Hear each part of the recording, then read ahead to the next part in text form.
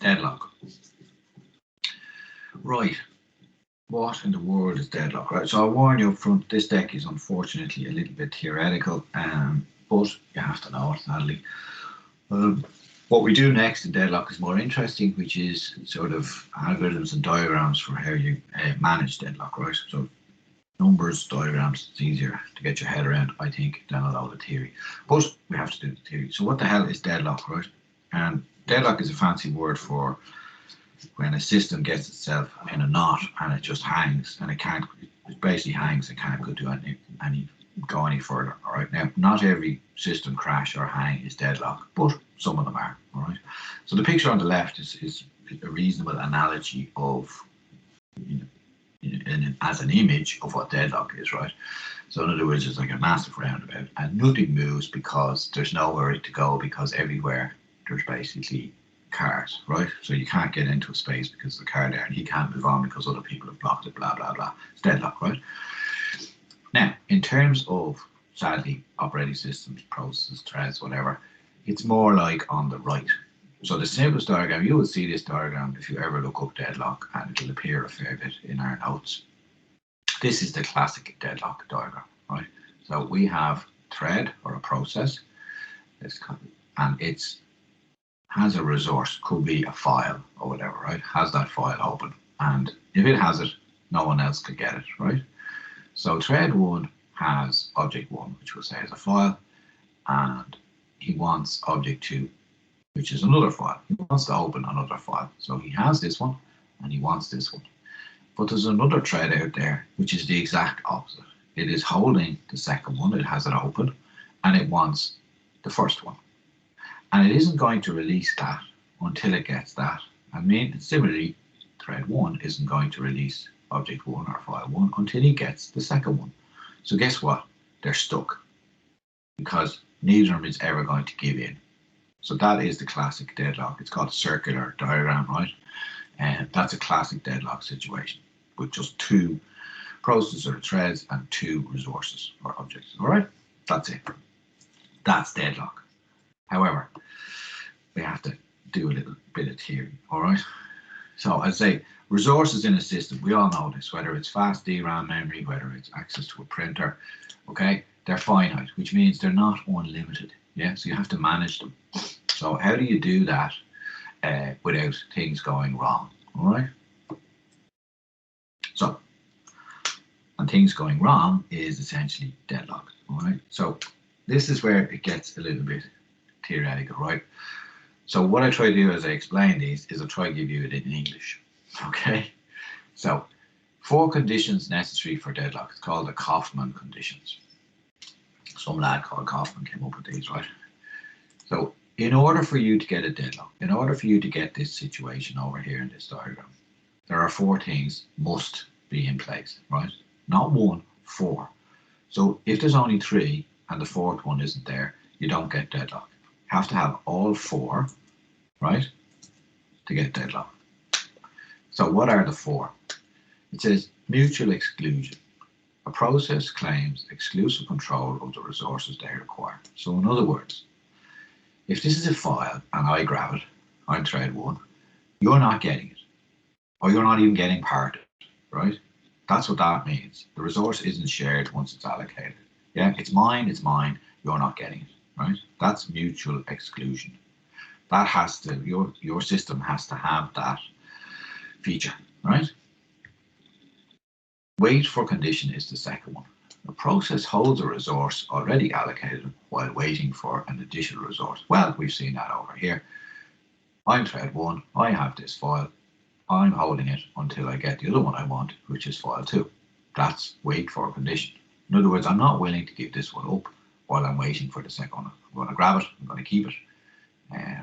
Okay, that's wait for a condition. No preemption.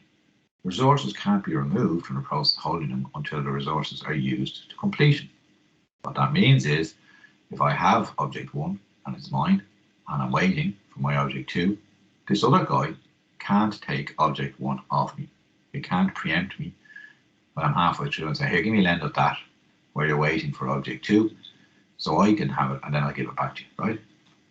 You're not allowing that. If your system doesn't allow preemption, then your chances are you could get deadlock, right? You need all four to get deadlock. And the last one is, you need this as well. A circular chain of processes exists in which process holds one or more resources that are requested by the next process in the chain. That's what that is, okay? You need that relationship, and then you'll get deadlock. Deadlock is a bad thing, not a good thing. So we're not saying these four things are wonderful. We're saying the four things have to be in place in order for the bad thing to happen, okay? So that's about as in English as I can make it. Four conditions. They're called the Kaufman conditions. That's what they are. Here's a question for you. If I'm trying to prevent deadlock, how many of these do I have to prevent?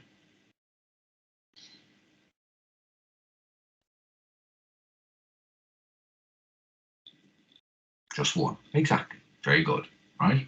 So if all four need to be there for a deadlock to happen, if I can stop one of them, deadlock won't happen. And that's very, very important. I don't need to stop all four of them. I just need to stop one of them. Okay? So make sure you get that in your head. Right. And here's the four conditions applied to the traffic jam in Italy, right? I think it was Italy. Mutual exclusion condition. Since only one vehicle can be on the section of the street at a time, okay? So each section of the street we're saying is a resource. Seeing as once I'm on the street, I ain't sharing that section. That's mutual exclusion. You can't have a bit of it. You can't have all of it. I'm on it. Hold and wait condition applies. I'm occupying the section of the street and I'm waiting to move on to the next. So I'm holding my one until I get the next one, right? So that's hold and wait. No preemption. Well, obviously, as I say, you can't take it off me unless you literally lift my car off the street. So that means no preemption. Circular wait is basically this fella wants that, he wants that, he wants that, he wants that. Circular. Okay? So that's the four conditions applied to the traffic jam, and hence we get deadlock. All right? If you could prevent one of them, you wouldn't get this mess. So that's just a very simple analogy. All right? Prevention. There are three ways we can stop deadlock happening. Right? We can prevent it, avoid it, or detect it. Okay? So, as the word implies, prevention means I'm going to prevent it happening in the first place. I'm going to design my system so it can never happen. Okay? That's one. We'll do that in a minute. Avoidance means I'm not going to design my system so it can't happen. I'm going to try avoid it as the system is running. Right? So, in other words, the first one is nearly equivalent to I'm going to do it at compile time. The avoidance one is I'm going to try to do it at runtime. Okay, so in other words, as my system is running, I'm always going to try keep it in what's called a safe state, so a deadlock can never happen. All right, so I never get to the state where those four conditions exist at the same time. That's what I'm going to try and do. And detection basically means I'm going to assume that it can happen, and when it happens, I'm going to detect it and I'm going to fix it. Right? They're the three. So prevent it, make sure it can never happen in the first place. Avoid it is at runtime, I'm going to try avoid it. And detection, I'm going to assume it's going to happen, and when it happens, I'm going to fix it. Okay, they're the three ways we can stop deadlock. So, deadlock prevention. This is the one where we're going to try and design the system so it can never happen. All right, that's all that is. Remove any possibility of deadlocks in the first place. The goal is to ensure that at least one of them can never hold. Remember, we said if you can prevent one, you're grand. So here are the four, but it's not the four. Okay, we're only going to go after three. We're actually going to assume that the mutual exclusion one always exists, which, if you think about it, probably reasonably makes sense. We're saying is once you have a resource, you're not going to share it. All right. Okay, so we're going to assume that one is gospel. We're going to leave you with that one. We're going to try to prevent the other three. And remember, we only need to prevent one. So what are we going to try to do? We're going to design a system so that we try and eliminate this hold and wait one.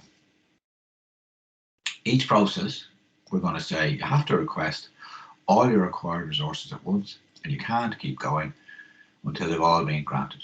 All right. So what that means is this fella here, yeah, He knows he needs the 2. He has to ask for them at the start, and he can't proceed, he can't start until he gets both of them, right? So it can never be the case that he has this one waiting for this one. He'll either get both or he'll get none, but he has to wait, all right, until they are both free. But it means you can't get this issue, all right? So we eliminate the hold and wait. In other words, you're never holding something and waiting. You're always waiting until you get everything. That's what that means. Next one, we're going to try eliminate the no preemption, which means people can basically say to you, I want that, and they can take it, right? And how we do that is, if you're holding certain resources, I know what you're going to say. Pierce, we just said we're not holding. Remember, you could design your system to eliminate this one, or this one, or this one. You only need to eliminate one. So if you're doing this, you're not doing this, right? So you can say, if a process is holding certain resources, it's denied a further request. So say I have this one, and I ask for this one, and it's denied. Look what happens. The process must release all its original resources, okay? And if necessary, request them again, together with additional resources. So look what happened here. If I have this, and he has this, and I ask for this, before he asks for that, what's going to happen is the system will go, no, and now you have to give back the other one, by the way. So the minute I give back this one, then your man will get it. So that will prevent the crap as well, okay? Just means you have to give them back. If your request for addition 1 fails, you have to give everything back. So it'll work, but hopefully you might in your mind see what the problem is going to be, which we'll talk about in a second.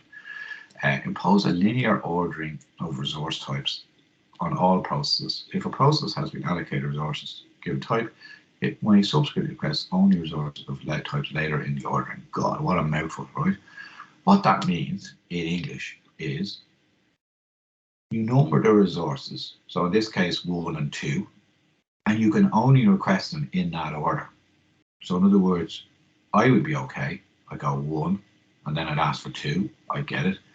This fella can never ask for 2 before 1. He also has to go 1, then 2. And that will solve the problem as well, if the resources are ordered. Okay? Now, here's the problem. These are very, very theoretical, right? It's very hard to implement some of these things, but we'll see. Okay, so just having, as I have already sort of spoken through it, okay, that's what these next 3 are basically just going to give you a little bit more details, right? So denying the hold and wait, right? We basically said you get them all or you get nothing, right? So requires that all the resources of the process requires requested at once. So in my little diagram, I must at the very start say, I know what I need both, you have to give me both. Don't give me 1, I get 2 or none. They're granted on all or none, that's what that's saying. While it waits, it can't hold any resources. So it seems fine, right? But it can lead to a waste of resources. So say I needed 10 printers, yeah? I need the 10 printers to do what I need to do, but it's actually going to take quite a while to do it, right? So when I have the 10 printers, I'm not giving any back until I'm finished. So it's not the best, right? Lead to a waste of resources. And this one's worse. The strategy can cause indefinite postponement. Indefinite postponement means I could be waiting forever. Why? Because the timing might be I can never get all the resources that I need. Okay? Depend on 2, the odds are I probably will be okay. But if you scale it, not so good. So this is a very theoretical, maybe not the most practical. Denying the no preemption condition.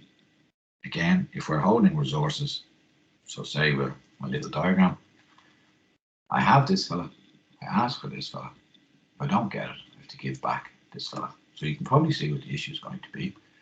Yeah? The disadvantage, a process will lose all its work up to that point. It's not too bad if it's only 2, but say this diagram, I needed 10 things. I had 9 after the 10th, and I didn't get it. I have to give back the 9. Not so good, right? So I could do everything, and you could end up with indefinite postponement. In other words, I might never get the 10 or the 7 or whatever that I need, okay? Not the best. And then the last one, this circular wait, whereby, as I said, we number them, and you can only get at them in the right order. That's all that's basically saying, right?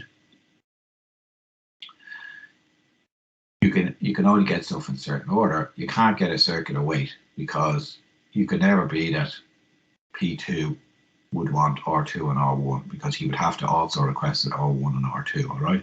The problem is everything has to be hard-coded. The problem is it's impossible to write code for this and it's not very practical, right? That's essentially what that's saying. So it's a bit waffly, yeah? So that was prevention. I can do it, but is it realistic? I'd say no. Avoidance. There's only one of these is realistic, by the way, and we'll come to it at the end. So avoidance. Remember what I said. I said prevention, you design the system so that it can never happen, right? It's like a compile time. Avoidance is like at runtime, right? You're dynamically trying to check, if I do this, if I grant this resource, am I going to be safe, or is there a chance I can get deadlock? In other words, you're constantly checking, right? And that's the example we'll see in a minute. And the analogy, the simple analogy is like a traffic light is like a prevention system because it's just, you get a certain amount of time and that's it. Whereas the police officer is a bit like directing traffic, is a bit like an avoidance system. He's adjusting as things go along. That's basically all that's saying. Okay. So avoidance. Here's the big problem with avoidance.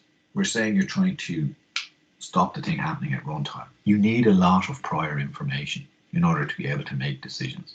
And we'll see that with the more complicated examples we do next week or whenever we do them, right? You need, for every single process, you need to know what resources are available, which ones are allocated to it. You also need to know what it might need in the future. So it's very, very, very idealistic, all right? You know, you have to specify in advance, I'm going to need these 3 files, blah, blah, blah. You mightn't know. Most modern programs are so dynamic. You're reacting what a user asks you to do. So this maybe was more relevant when, 30, 40 years ago. And as I said, this is theoretical bullshit. It isn't very practical in modern computing because it's so dynamic, right? So that's all that's basically saying. There's a famous algorithm, and we're going to do it next week or so. It's called Dijkstra. I think he was a Dutch lad, right? But the important thing about avoidance is remember what we're saying. To stop deadlock, we only need to prevent one of the conditions. This algorithm, what it actually does is it allows you mutual exclusion, the wait for, and the no preemption, right? It allows those 3. And what it tries to avoid, it tries to prevent happening is the circular one, right? The circular wait. Where it came from limited banking environment, right? Not that important. But this is the important part, right? And we'll see it in a simple example in a minute. The whole point is, every time a process makes a request for a resource, the algorithm tries to see, if I grant that resource, is the system still safe? In other words, am I guaranteed this will not deadlock? An unsafe state is one where it might deadlock. It mightn't, but it could. Okay? So we're going to do an example now in a second. So here's a very, very simple example. In this case, there's 12 resources, 12 printers. Doesn't matter what the resource is, right? And there's 3 users. Okay? And this is what I said about this algorithm. You have to specify in advance how many you might need, right? Or you will need. So I have to say the maximum amount of I need. And the OS, it will accept the request if the maximum need does not exceed 12, because obviously I only have 12 in total. The printers are given out one by one, and sometimes you might have to wait, but the OS guarantees a finite wait, which means if you implement this algorithm, you're saying, I will guarantee I avoid deadlock, but you might have to wait quite a while for the resources you need. So let's have a look at an example. Let's say we're in this state, right? And as I say, don't worry if you don't get this today, because we're going to do lots of examples over the next week or so, and you'll get it. All right, and it's part of your CA1, by the way. So here's the simple system. We said there was 12 printers, didn't we? So we had 3 users, and 1, 4. So there's 10 of them out on loan. So there's 2 of them left, right? Remember we said there's 12 and 3 users. So there's 10 of them currently allocated. There's 2 free. And this is what you have to say up front. I might need 4, right? So you have to guarantee that I can always get what I need, or we don't get the case that the thing deadlocked, all right? You'll see what happens in a minute. So user 1 says, I have 1, I might need 4. I have 2, I might need 6. I have 5, I might need 8. There's 2 left, right? We have to decide what's a safe state, right? Here's the problem. There's only 2 free. If I give the 2 to user 3, he'll have 7, but he might need 1 more. But who's to say user 1 and user 2 will give back those 2? I can't preempt, right? They're allowed hold and wait, remember? So they might give back those. So if I gave it to user 3, I'd be in an unsafe state. I'd have none left, and nobody might give anything back, so I'd be deadlocked. Similarly, if I gave the 2 to user 1, he wouldn't have as many. He might need another one. He might give them back until he gets that, so I'd be in trouble. So I can't give to 1 and I can't give it to 3. So it's very simple. If that's less than the gap, you don't give it, right? But the gap in user 2 is only 2. So if I give those 2 to user 2, he'll have what he needs, he'll finish, he'll give back the 6, and then I can give 3 each. Do you see that? So what this is basically saying is, I'm going to wait until user 2 asks for his maximum need, and then I'm going to give them to him. Whereas if these lads ask before then, I'm not going, they'll have to wait, because if I gave them to 2, I could end up in a dodgy state. Do you see that? That's basically what it's saying, okay? Remember, you are allowing them to hold and wait. So therefore, if I give them the 2, I might never get them back. In which case, this would be 3, this would be 4, this would be 7. Nobody might finish because they're not at their maximum need, and I could be deadlocked. So hopefully you see that. Here's another state. This is an unsafe state, right? So if my system is designed properly, I could never get to this state. So this is a state whereby there's the current loan state and there's only 1 left, and no matter who I give it to, they weren't not at their maximum need, so that could potentially deadlock. It's not going to definitely deadlock. Why might it not definitely deadlock? It may deadlock, but it not necessarily will deadlock. Why not?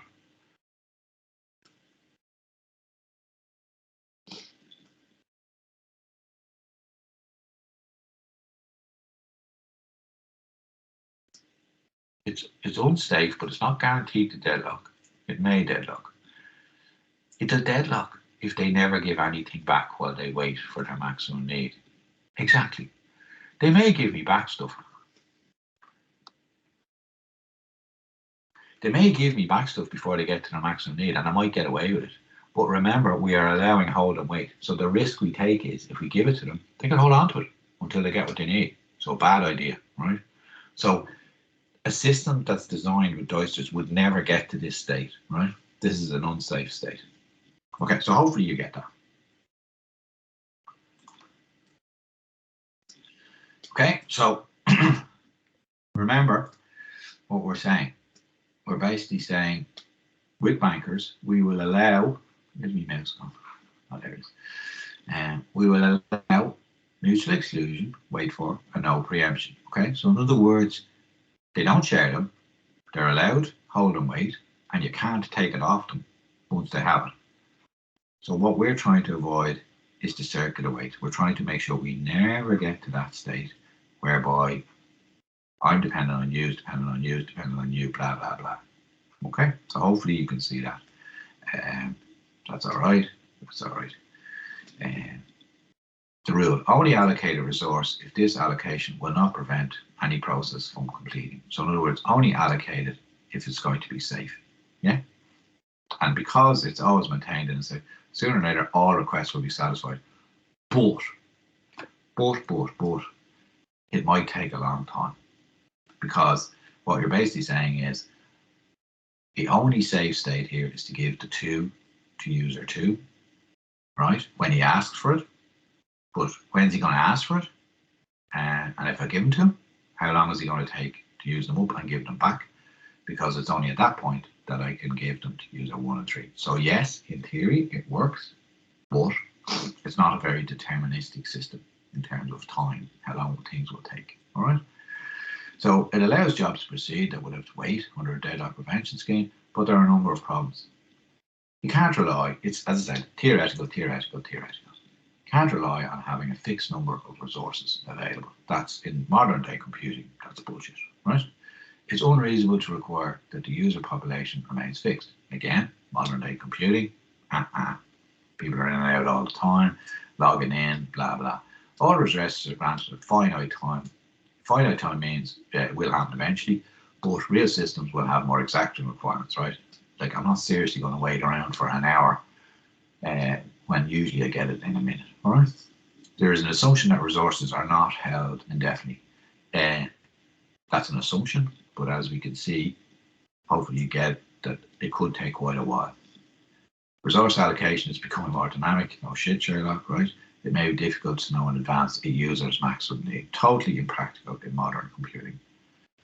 And that's what the last line is saying. Okay, so yes, it works. Yes, we're going to do lots of examples, but don't ever try and design a system to do this. Okay? Detection, the last one. So the first 2, I don't think I've ever come across a system that's done that way. Detection, what detection tries to do is what the word implies: detect as a problem and fix it. So yes, you can design a system to do this. I'll tell you how in a second. So essentially what we're going to do is we're going to let the shit hit the fan, and then we're going to clean it up, right? It's the total opposite to prevention and avoidance. So how do we do this, right? So unfortunately, again, the way we explain it in terms of these diagrams, a bit theoretical, right? I'll give you the practical way to do it in a minute, but this is the theory you have to learn, right, for deadlock detection. It's called resource allocation graphs. And it's handy for understanding a system. And what you need to be able to do is you have a diagram that represents the current state of a system. And from that diagram, you can basically tell if this system is going to deadlock or not. You can detect whether this thing is in trouble or not, right, from the diagram. How you would implement that in software is beyond me, all right? But that's the way it works. So what are we going to be looking at? We're going to do a load of these, We're going to do a load of these diagrams, right? Whereby you have resource bubbles and process bubbles or squares or whatever. It doesn't matter whether the bubbles are squares. We'll get onto it next week. So what's this saying? I've got a process called 7, process 8, process 9. I've got resource 7 and I've got resource 6. There are 2 instances. So maybe resource 6 is printers, and it says there's 2 printers. Resource 7 could be files, and there's 3 files. Okay, resource 7 over here. What this is saying, these arrows, an arrow going from a resource to a process. What do you reckon that means?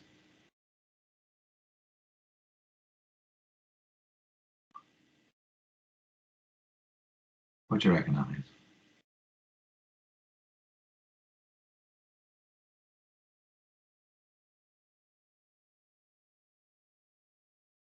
When you did, guess? Yes. The resource has been allocated to the process has that resource. An arrow from a process to a resource. What do you reckon that means?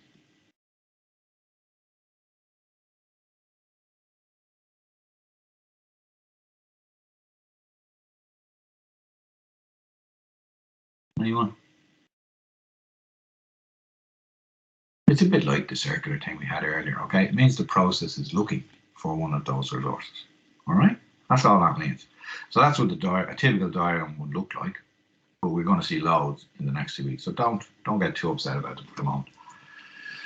Resource allocation graphs can be used to show which process can complete their execution and which remain deadlocked. In other words, you can look at one of these, and if you know how to read them, you can basically say that system is screwed, that's going to deadlock, that system is okay. All right? And how you do it is you basically look at the system and you seek out the process that has everything it needs. And if it does, you assume it's going to finish, right? And then you give back the resources it had. And then you fulfill outstanding requests, and then you do it again, right? So in other words, hopefully, if the thing isn't going to deadlock, all the processes in turn at some stage will be able to finish. And don't worry, we will do it with examples in the next session, all right? And if they can all finish some sort of sequence, you're grand. There's no deadlock. If you look at one of these diagrams, and whichever way the resources are allocated, if no process can finish, you're screwed. It's deadlocked. All right, that's the way they work. And if it's deadlocked, how do you fix it? Right. So I'm going to tell you the easiest way to fix it. Well, I'm going to give you an example first. Loads of you have worked in a retail shop, yeah, and you've used those credit card machines that I used to work on. What do you do when it hangs or crashes?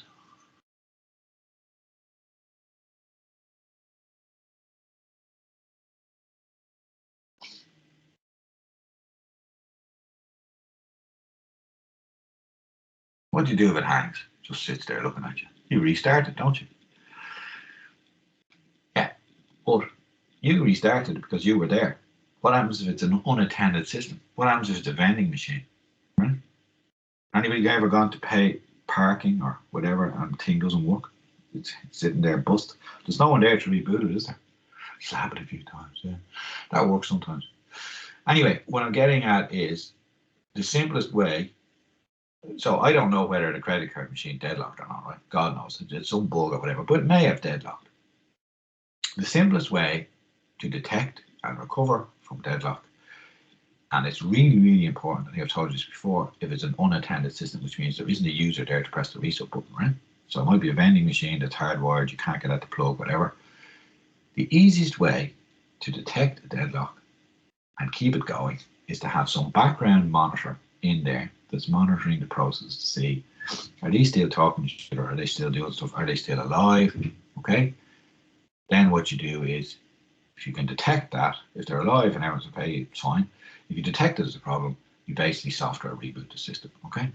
And so every now and then it might reboot, but you know what? I don't think the customer will be too upset as long as he can still get what he wants. And that will hide a load of crap, believe me, and you'll get away with murder if it does that. An unattended system should always have a background check for detecting there's a problem and then rebooting it. Now, I'm not saying try implement RAG diagrams, right? I'm basically saying implement in software some way to detect that this thing is screwed and then reboot it. Okay, that's essentially deadlock recovery or crash recovery.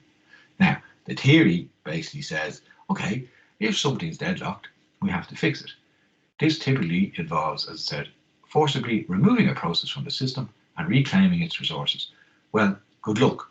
If you have a system that has 20 processes and you decide, I'm going to kill that one, right, and get it all restarted again, good luck trying to synchronize that it might actually work. You'd be far better off just whack the whole thing and let it restart, because most people aren't clever enough to be able to, that process just comes back up and it's fine again. But maybe, yeah, but that's, the theory is you do that. And if you can do that, great, yeah. So that process essentially be restarted. That's all that's basically saying. The nice way, the best way to do it would be, remember back to our medium-term scheduler, and we had this suspend resume mechanism, whereby you go, oh, take him out there and hoof him out there, and we'll bring him back when everyone's okay. If you could do that, some sort of thing, that would be nice, right? And that's all that's saying. But the last line is very important. The approach involves a lot of work by application. So to be able to do that is very difficult. It's a lot easier basically to do a graceful restart. But that's the ideal, that one. If you are going to the ideal, how do you decide which process you might suspend? Well, obviously the priority. If it's a low priority background stuff, we'll suspend that one. And hopefully that'll give back enough resources. If the resource, for instance, was DRAM, for the system to keep going. Remember, DRAM is a resource. Okay, so if you have a shit system and they're all competing for DRAM, it'll crawl or worse, deadlock. If you're trying to figure out which process, how long is the computer, how much longer, again, good luck to try figure that out. That's idealistic. How do you know how much longer it has to run? How many, what type of resources the process is used, blah, blah. These are all fine in theory, but how you implement them is beyond me, all right? So again, you have to know them in theory, but good luck trying to implement them. And that's essentially the theory behind Deadlock, all right? So what we will do, let's go back over here for a second. I've made those exercises solutions available, by the way, so they're available now, but let me just go up here and I'll show you what we're going to do next. What we're going to do next is we're going to do RAG diagrams. There's the answers, you're not getting them for a while, and Banker's algorithm. Yeah, we're going to do some of those, okay? Then we get into other things, blah, blah, blah. So the next things we're going to do are RAG diagrams and some Banker algorithm matrix. So it's numbers and diagrams, it's more interesting. The theory is gone, all right?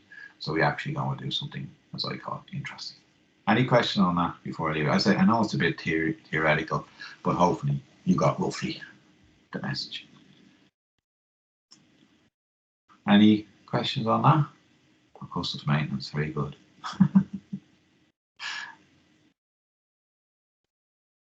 All right.